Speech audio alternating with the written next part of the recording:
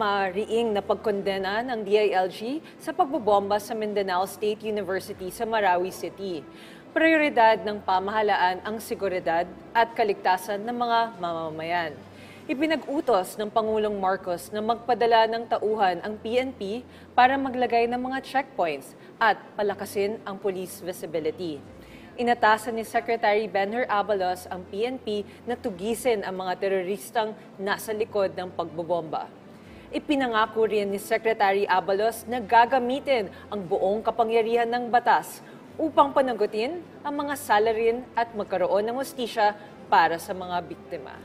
Bilang tugon sa 7.4 na magnitude na lindol sa Surigao del Sur at iba pang bahagi ng Mindanao, nagbigay ng direktiba si Secretary Benher Abalos sa DILG Regional and Field Offices sa lugar na i-activate ang kanilang disaster reporting and monitoring system.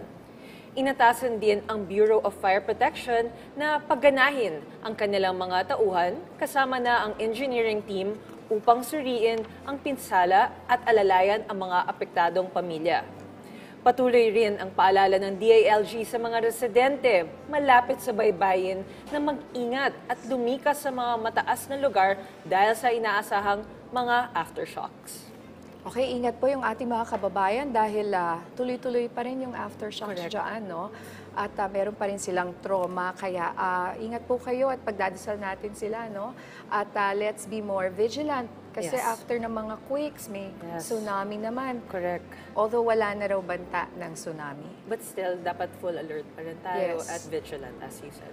Sa pangunguna ng DILG at National Youth Commission at pakikipagtulungan ng AFP at Department of National Defense, magsasama-sama para sa 2023 National Youth Convention ang mga bagong talagang Sangguniang Kabataan Federation Presidents.